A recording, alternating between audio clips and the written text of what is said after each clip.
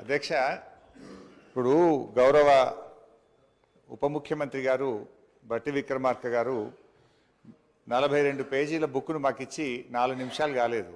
కనీసం ఇది మేము చదవకుండానే ఈరోజు మమ్మల్ని మాట్లాడమంటున్నటువంటి పరిస్థితి. నిన్నటి నుంచి నేను మన అసెంబ్లీ సెక్రటరీ గారిని మీ ఆ కార్యాలయాన్ని కూడా ఈ సభలో నోటు మీరు ముందుగా ఇవ్వండి, అట్లీస్ట్ సభ్యులు ప్రిపేర్ అయ్యి రావడానికి ఉంటుందని చెప్తే ఈ నోటు ఈరోజు సభలో వారు లేచి మాట్లాడడం స్టార్ట్ అయిన తర్వాత మా చేతిలో పెట్టినారు. Then how a member can speak on this అధ్యక్ష?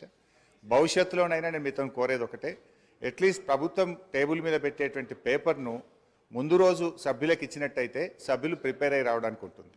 రెండవది అధ్యక్ష మీతో ఒక సబ్మిషన్. మీరు ఈరోజు కూడా కొత్త సభ్యులు 57 మంది ఉన్నారు, వాళ్ళు కూడా చక్కగా నేర్చుకోవాలి, సహకరించాలన్నారు. తప్పకుండా మేము సహకరిస్తాం. కానీ మీరు కూడా దయచేసి సభ్యుల హక్కులను కూడా కాపాడాలి. ప్రొటెస్ట్ అనేది మెంబర్స్ యొక్క రైట్. ప్రభుత్వం ఇచ్చిన సమాధానంతో సభ్యులు సంతృప్తి పడినప్పుడు ప్రొటెస్ట్ చెప్పే హక్కు సభ్యులకు తప్పకుండా ఉంటుంది. చాలా ఏళ్ళుగా మీరు సభలో ఉన్నారు, మేము ఉన్నాం. ఎప్పుడైనా సభ్యులకు ప్రొటెస్ట్ మీద తప్పకుండా అవకాశం ఇస్తారు అధ్యక్ష. కానీ మొన్న మీరు దురదృష్టవశాత్తు ఇవ్వలేకపోయినారు.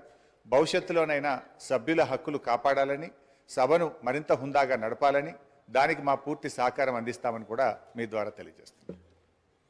అధ్యక్ష ఇకపోతే సబ్జెక్టులోకి పోతే ఈరోజు మాట్లాడతారా? నాకు అధ్యక్ష, గౌరవ సీనియర్ శాసనసభ్యులు హరీష్ రావు గారు డిస్కషన్కి సంబంధించిన అంశం విషయంలో ఇప్పుడే ఈ వైట్ పేపర్ పైన ఈరోజు మరి డిస్కషన్ స్టార్ట్ చేసి వెంటనే ఈ పేపర్స్ లే చేయడం జరిగిందని చెప్పారు అధ్యక్ష. వారికి కూడా తెలుసు, వారికి కూడా చాలా అనుభవం ఉంది. గతంలో కూడా అన్ని సందర్భాల్లో, ఒక్క సందర్భం తప్ప అన్ని సందర్భాల్లో కూడా ప్రతి షార్ట్ డిస్కషన్ పైన డిస్కషన్ మొదలు అవుతానే పేపర్స్ లే చేయటం జరిగింది అధ్యక్ష. అనేక సందర్భాల్లో మేము అటు ఉండి కూడా మరి పెద్దలు హరీష్ రావు గారు చెప్పినట్టు మేము కూడా అదేవిధంగా ప్రస్తావన తీసుకొచ్చాం. కానీ మార్పు తీసుకొచ్చే ప్రయత్నంలోనే ఉన్నాం. మేము మార్పు తీసుకొచ్చే ప్రయత్నంలో ఉన్నాము.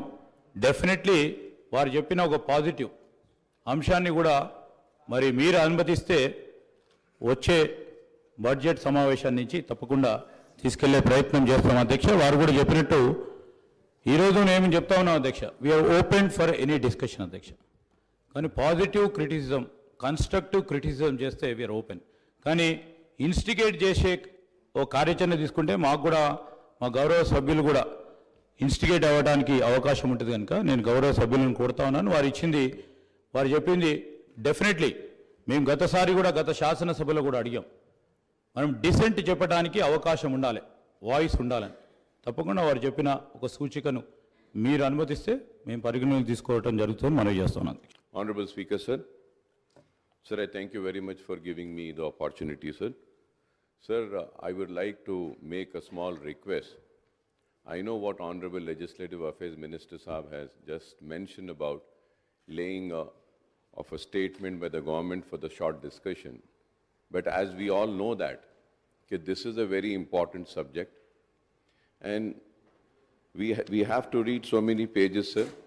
It's almost some 40 pages of book. So through you, I just want to make one request, because we can have a fruitful discussion, we can have a good discussion, and we can also come up with good suggestions as a constructive opposition. If you could give us a tea break of at least 40 minutes or an hour, I'll be very thankful to you, sir.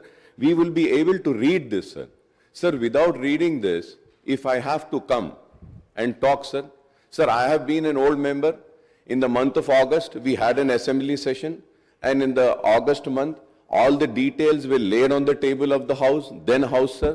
All the finances were also laid. So we will be talking about what was we informed in the month of August. We would like to talk on this book, sir. So I request, if everybody agrees, through you, I request the Honorable CM Saab also, Finance Minister Saab also, at least tea break for 1 hour, sir. Just 1 hour, at least 40 minutes. We can just read this and come up with good suggestions, sir. Thank you, sir.